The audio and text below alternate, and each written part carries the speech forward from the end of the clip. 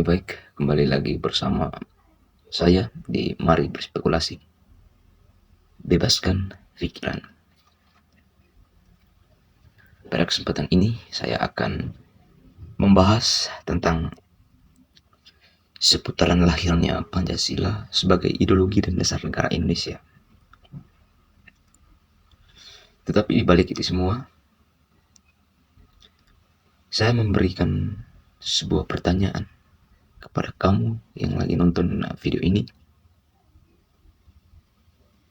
Tentunya kamu sudah pernah dengar dengan yang namanya Pancasila, sudah sangat familiar sekali dengan ideologi serta dasar negara kita itu.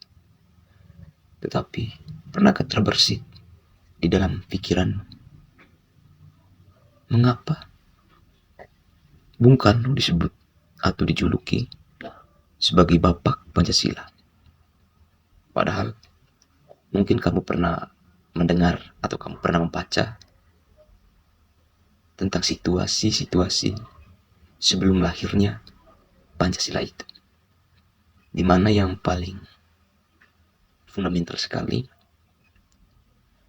dari kelima sila Pancasila yang kita gaung-gaungkan sampai hari ini, itu ternyata sila Pancasila yang merupakan hasil dari pikiran Bung Karno itu hanya satu saja yang terpakai, yaitu sila pertama, ketuhanan yang Maha Esa, yang mana di dalam buah pikiran Bung Karno yang disampaikan oleh Bung Karno, sila ketuhanan yang Maha Esa berada di sila yang kelima atau sila terakhir. Oke, untuk itu saya akan coba mengupas dengan analisis saya mengenai pertanyaan barusan. Pembahasan paling dasar, saya mulai dari kota Inde. Mengapa kota Inde dijuluki sebagai kota Pancasila? Oke teman-teman. Nah, kota Inde terletak di Nusa Tenggara Timur, Indonesia. Dan memang betul, kota ini dijuluki sebagai kota Pancasila. Sebab kota ini memiliki sejarah yang sangat terkait dengan lahirnya Pancasila sebagai ideologi dan dasar negara Indonesia. Saya akan cantumkan beberapa alasan untuk kamu semua terkait mengapa kota Inde mendapatkan julukan ini. Yang pertama, sebagai tempat pengasingan Bung Karno. Nah, kota Inde pernah menjadi tempat pengasingan Presiden pertama Republik Indonesia, Insinyur Soekarno, pada masa penjajahan Belanda. Selama 4 tahun, Soekarno tinggal di kota ini bersama keluarganya, dan disinilah ia merumuskan dasar negara Indonesia, termasuk Pancasila. Kemudian, selama masa pengasingan tersebut, di kota Inde juga, terkhusus di rumah tempat pengasingan Bung Karno, terdapat Taman Renungan Bung Karno. Nah, di kota ini terdapat Taman Renungan Bung Karno, yang juga dikenal sebagai Taman Renungan Pancasila. Di taman ini terdapat patung Soekarno yang duduk merenung di bawah pohon sukun, yang menjadi inspirasi bagi Soekarno dalam merumuskan Pancasila. Alasan yang ketiga ialah pengaruh Soekarno. Soekarno dianggap sebagai inspirator Pancasila, dan masa pengasingannya di kota Inde diyakini sebagai tempat di mana ia mendapat ilham untuk merumuskan dasar negara Indonesia. Menteri Pariwisata dan Ekonomi Kreatif Bapak Sandiaga Uno juga menekankan bahwa masa pengasingan Soekarno di kota Inde sangat berpengaruh terhadap lahirnya Pancasila. Alasan keempat adalah penghormatan kepada sejarah. Kota Inde juga memiliki rumah pengasingan Bung Karno yang masih terawat dengan baik dan menjadi destinasi wisata sejarah. Di rumah ini, Soekarno tinggal bersama keluarganya dan berbagai peralatan yang digunakan selama masa pengasingan masih dipajang. Dengan demikian, saya rasa saya sudah cukup meyakinkan kamu tentang apa yang dikatakan sejarah, mengapa kota ini mendapatkan julukan sebagai kota Pancasila, yaitu tadi sebagai bentuk penghormatan terhadap sejarah lahirnya Pancasila dan bagaimana peran besar seorang Soekarno dalam merumuskan dasar negara Indonesia. Nah, setelah saya memaparkan sejarah yang luar biasa kepada kamu, saya sekali lagi mengajak kamu untuk kembali kepada persoalan awal kita tadi. Persoalannya apa? Pertanyaan tadi di atas yang pernah saya utarakan kepada kamu.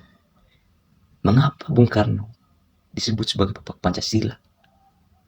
Sementara dari kelima sila yang diusulkan beliau, hanya ketuhanan yang Maha Esa saja yang digunakan dalam Pancasila yang kita kenal sampai dengan sekarang ini.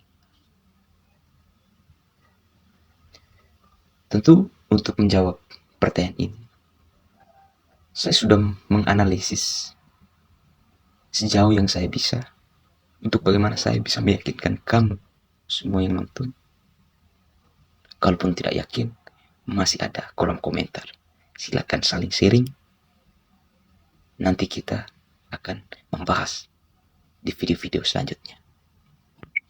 Oke, tanpa berlama-lama lagi, langsung saja saya masuk kepada bagian materi analisis yang telah saya siapkan.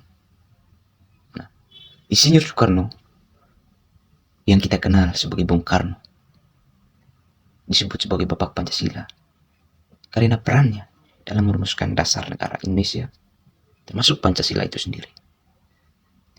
Meskipun hanya satu sila yang diusulkan oleh Soekarno, yaitu ketuhanan yang Maha Esa, namun perannya dalam pengembangan Pancasila yang kita kenal sekarang ini sangat signifikan. Mengapa demikian?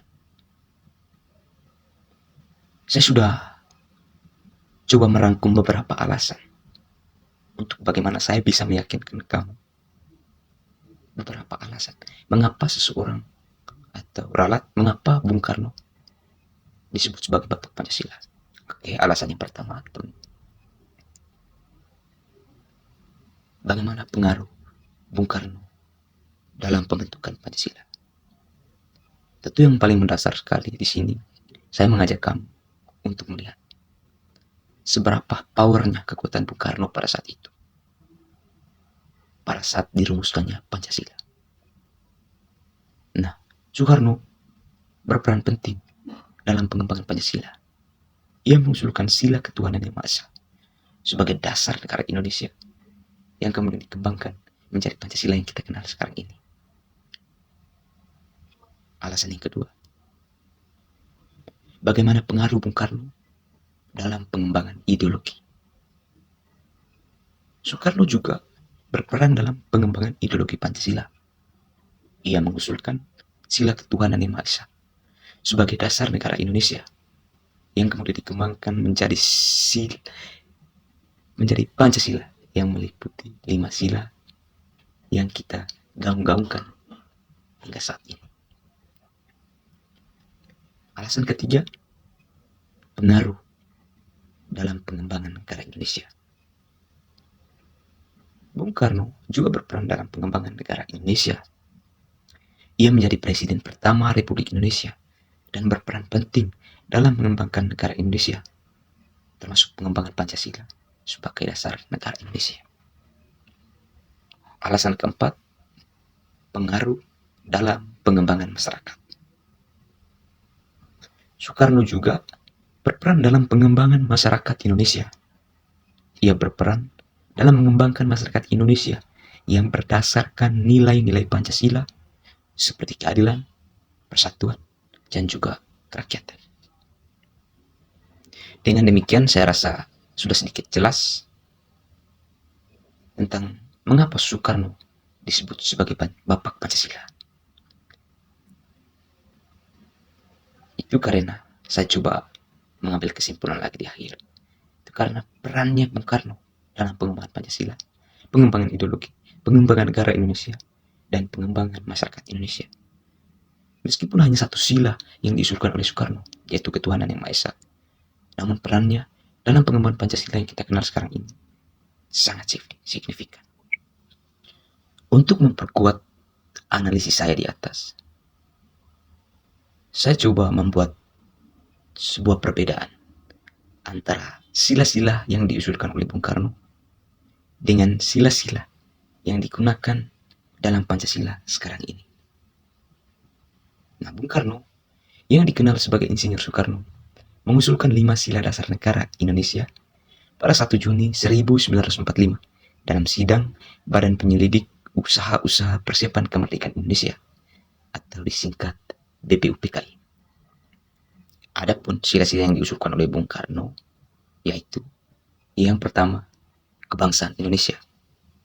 Nah, poin dari sila pertama ini menyatakan bahwa Indonesia adalah bangsa yang berdaulat dan berdiri sendiri. Yang kedua, internasionalisme atau kemanusiaan. Nah, poin ini menyatakan bahwa Indonesia adalah bangsa yang berpedoman pada nilai-nilai kemanusiaan dan berhubungan dengan bangsa lain secara damai. Yang ketiga, mufakat atau demokrasi. Poin ini juga menyatakan bahwa Indonesia adalah bangsa yang berdasarkan musyawarah dan demokrasi, serta tidak boleh dipimpin oleh seorang pemimpin saja. Poin keempat, kesejahteraan sosial. Poin ini menyatakan bahwa Indonesia adalah bangsa yang berusaha mencapai kesejahteraan sosial bagi seluruh rakyatnya. Dan poin yang kelima ataupun yang terakhir ialah ketuhanan yang Maha Esa. Poin ini menyatakan bahwa Indonesia adalah bangsa yang berketuhanan dan berpedoman pada Tuhan yang Maha Esa. Namun, sila-sila yang digunakan sekarang ini berbeda. Saya, kamu, kita semua pasti menyadari itu. Pancasila yang digunakan sekarang ini adalah hasil dari perumusan yang lebih lanjut dan disepakati pada tanggal 22 Juni 1945 oleh panitia kecil atau biasa disebut panitia 9 yang dibentuk juga oleh BPUPKI. Nah, hasil kesepakatan tersebut maka lahirlah Pancasila yang kita kenal sampai dengan saat ini. Dengan sila-silanya adalah sebagai berikut. Yang pertama, ketuhanan yang Maha Esa. Sila ini menyatakan bahwa Indonesia adalah bangsa yang berketuhanan dan berpedoman pada Tuhan yang Maha Esa. Yang kedua, kemanusiaan yang adil dan beradab. Sila ini menyatakan bahwa Indonesia adalah bangsa yang berpedoman pada nilai-nilai kemanusiaan yang adil dan juga beradab. Yang ketiga, persatuan Indonesia. Sila ini menyatakan bahwa Indonesia adalah bangsa yang bersatu dan berpedoman pada nilai-nilai persatuan.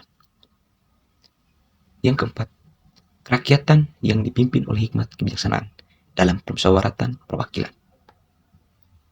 Sila ini juga menyatakan bahwa Indonesia adalah bangsa yang berpedoman pada nilai-nilai kerakyatan dan berpedoman pada permusyawaratan. Yang kelima, keadilan sosial bagi seluruh rakyat Indonesia.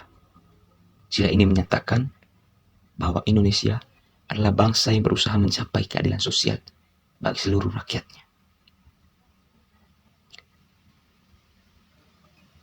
Dari sila-sila Pancasila yang diusulkan oleh Bung Karno dengan sila-sila Pancasila hasil kesepakatan yang Panitia 9 dan juga BPUPKI, terdapat perbedaan antara sila-sila